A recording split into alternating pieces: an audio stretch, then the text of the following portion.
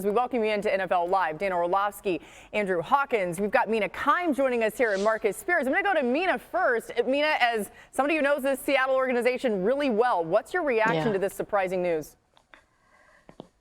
Shock first. I mean, Pete Carroll is the greatest coach in the history of the organization. I would say he's also one of the greatest coaches in the history of the sport. His record of wins speaks for itself, but it's worth noting to accomplish that across so many years with different quarterbacks is incredibly difficult to do in the modern NFL.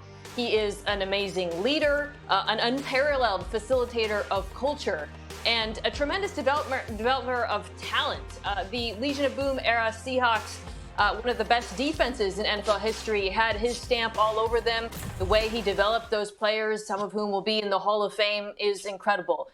But I do think it is the defense that led us to this moment with the team, or the struggles of the defense this year, with the playoffs in hand, with a chance to determine their own destiny, losing to the Steelers the way they did. The defense ultimately finishing 28th in DVOA this season. They've been below average in that metric in most metrics 5 of the last 6 seasons. That is Pete's side of the ball.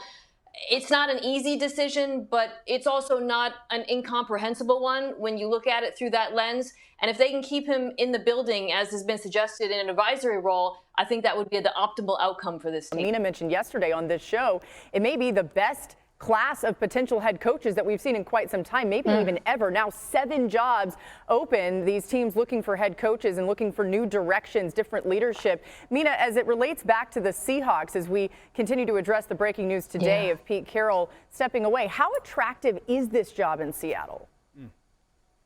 I think it's a very attractive job. I think that this roster has a lot of talent, and they underperformed relative to that talent, which again is probably why we're here with this decision. Offensively, Dan asked about Geno Smith's contract. It's very team friendly. I think it's unlikely that they would be able to upgrade on Geno Smith, frankly, who is way down the list when you're ranking the reasons why this team isn't in the playoffs. There's issues with pass protection. Defensively, there's some positions I think they need to upgrade at, off-ball linebacker, edge. But when I look at this roster, they do look to me like a playoff caliber roster. And I have to think that would be attractive to some of the head coaching names we've been throwing around. Yeah, MK, I think your points on the team are spot on. So a couple things just hearing you guys and Shefty talk.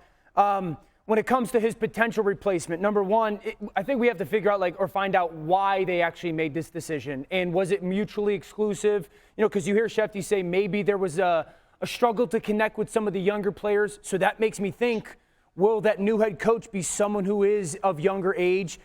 The Seattle Seahawks have the 16th pick in the NFL draft. To Mina's point, I don't think you're upgrading at quarterback this year with the 16th pick. So it's either going to be who's the head coach, is it offensive or defensive minded?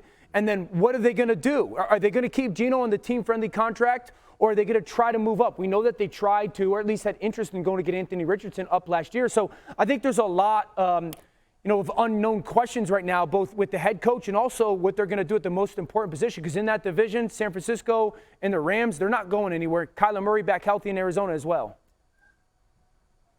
And it's interesting, Dan, because again, we're talking about Pete Carroll, legendary figure, struggling to connect. I don't know whether that's Pete Carroll, who does such a great job with coaching and connecting to young guys, or whether it's just today's generation of player, and whether any coach might have an issue connecting to some of the younger players. But there were certainly some issues that arose during the course of the season. Pete Carroll's mantra always is all about protecting the team. Protect the team at all costs. And there were incidents and examples this year where that was not the case. I don't know that I view that as a Pete Carroll issue so much as an issue of a function of today's player. And so no matter who comes in, younger or older, there still has to be some accountability there from the players to make sure that some of the things that happened this year don't happen again in the future. I just want to read something to you guys really fast. I went back and looked at my notes from a preseason Seattle game that we had in 2022.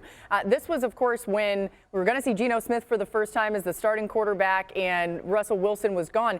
Something that Pete Carroll said, he said, it's not starting over. We've been winning for a really long time here. I'm looking for my players to be unique and not robotic like some of players have been here in the past. past. I'm encouraging them to be who they are and making this a safe place to express themselves. That's what he said, just like a little bit over a year ago. It's interesting when you think about that, Hawk, and some of the reporting that Adam's telling us and some of the narrative around this change. Yeah, no, exactly. And to your point, it's tough to say. The game of football is changing. The players are different. I think you're seeing the same thing in New England with Bill Belichick. Are they going after Vrabel? It would make sense because he is closer to that generation. And the same with Dan Quinn, or at least, how he's worked with players thus far. I think it's a super attractive job. My question becomes if, the Seattle Seahawks are eventually going to be sold, is this going to be a place that a head coach feels, secure in their job? Because if a new owner comes in and wants their guy, is this the right decision with all the other options out there?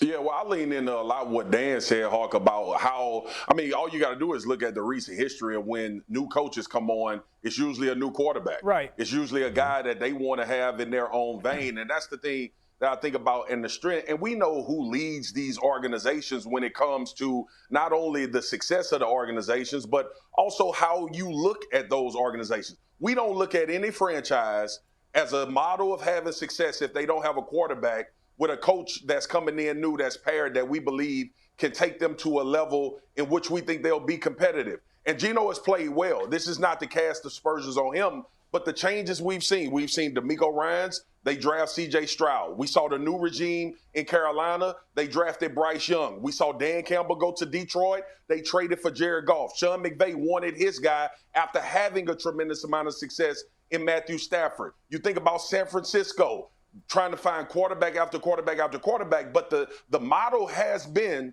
when there's a new head coach coming in town, there will be a change soon at that position. And I wonder if that's a part, as far as speaking about Geno, I wonder if that's a part, and it has to be in the back of his mind, what does this mean for advancement of this franchise and how will they look going forward?